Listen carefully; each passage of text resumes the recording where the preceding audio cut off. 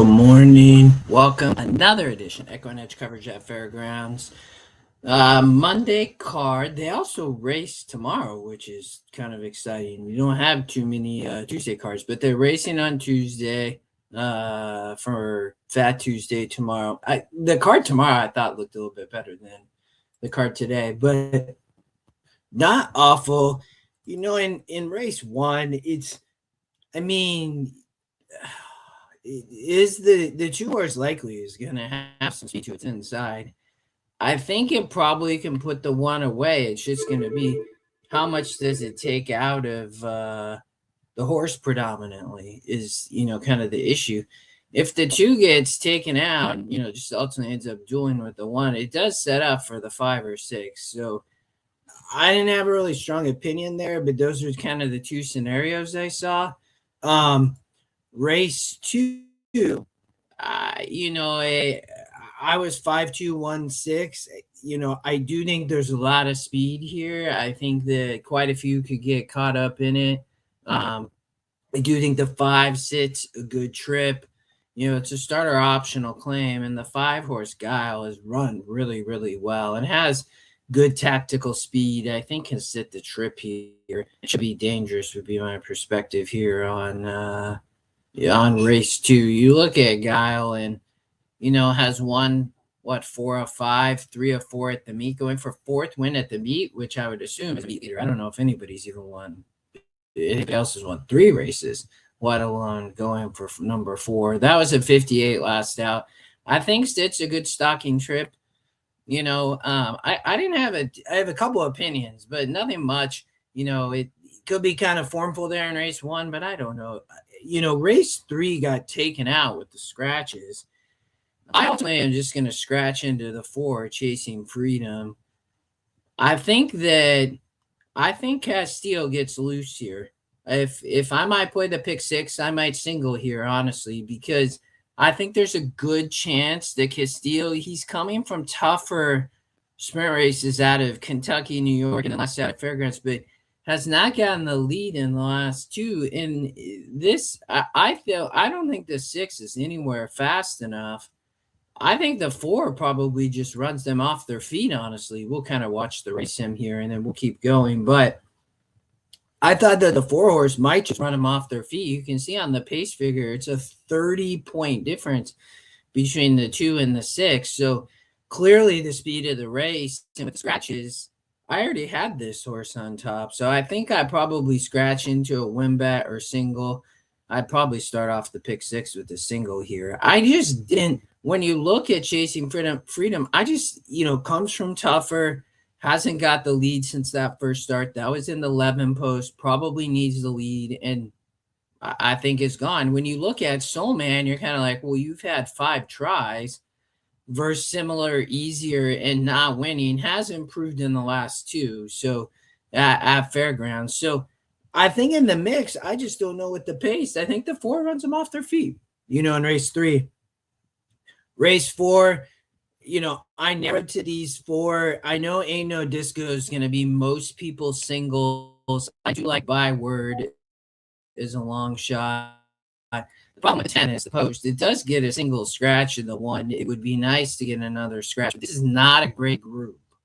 So at the meet, only 2 for 60 from out here in the 9+ post. So this horse is going to be in the 9 post. I mean, the 2 has speed. If the 2 and 10 duel, the 7 could sit the trip and also a horse like the 5. But I thought the 7 maybe could upset. I get a lot of people like the 10. It's just I'm not a fan of horses that have posts like that. And when you look, this horse has burned money in 4 races, is versus tougher. So that's the only flip side I would say is that the 10 horse has been facing tougher. There's a 52 last out. This is a 42, right?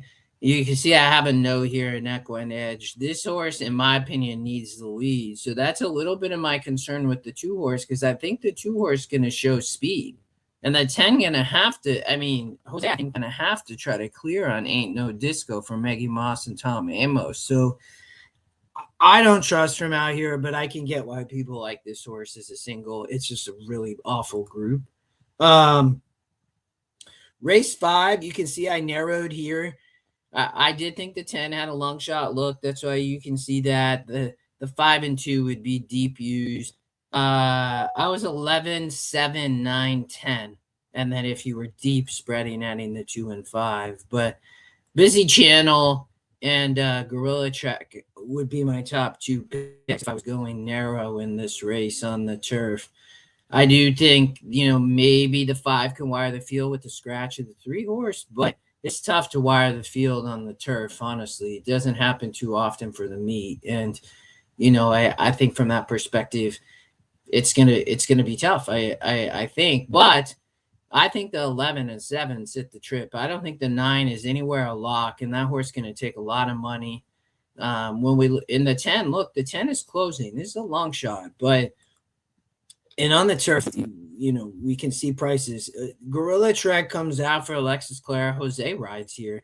You can see Paco, Ben, J-Love have all been riding, but Jose get them out today. So, maybe he gets this horse a better trip. It's just been missing in 58s and 60s. This is a very competitive claimer. You can see the 9 comes from a little bit easier for Maker, second off the claim. It's off the claim, 4th off the claim. But I mean, Jose lands elsewhere. You do get Ben, but I thought that this was a fairly competitive race, would be spread in horizontals. Blue Chair Bay, for Cox, I think a lot of people will single here. Oh, no, this isn't. Yeah, Blue Chair Bay for Cox. Yeah, and Pedrosa comes from tougher 8-point higher SOR. Was my top pick.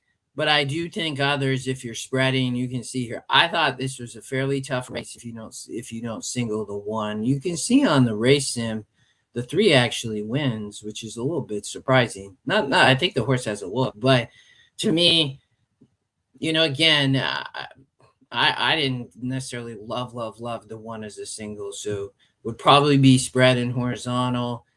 I thought that this was a tough turf sprint, so I won't give too much opinion, but I was 4-3-1-2-6, and then really is kind of why I wanted to do the video. Actually, it was last race, and it's a tough one, but I love the 1.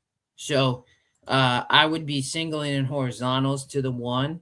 I do not like the 9 at all from out here. We talked about bad posts, and you have it again going 6 furlongs. And there's this Shriner is cheap speed, but I think in a bottom level 5,000 claimer, this 2 horse gonna rough up the 9, and I think the 1 horse is the horse that sits the trip. You can see Pensacola and the long shots there, as well as the 10 and the 3. The 3 so far back. But I always tell people, when you don't like a horse, just cut it from the race sim. And who win the race sim? The 1 win the race sim. You're going to get a great price, probably around 5-1. That would be one of my, I guess not even a long shot, but kind of one of my stronger opinions. But I think you can beat the 9 Bourbon Boss. You look here, outside posts, burned some money in 48s and 60s, did win back-to-back races for Sharp. But Sharp was on the turf, shows speed. I think they're going to try to get this horse probably to try to sit right off the 2, but it could be tough. The pace could be hot, and I think it could set up for the 1 to sit a good trip. You can see the 1 coming from a little bit easier, but did run well last out in a 56. Gets back to a little bit at an easier group at a 5,000 claimer versus those are non-winners of 4. It looks like 7-5. So 5 as a bit of a price, the 1 is a bit of price in race 8, and then I do think the 4, if you just joined us, I think this horse could run him off the feet on the turf. So if you're playing the pick 6, that's where, the first leg and the last leg were some of my stronger opinions, but not a lot today. We'll be back tomorrow. I've had a little bit of technical difficulties over the weekend, so should be good. Should be back tomorrow. Wish you all luck, and press your opinion. Chat soon.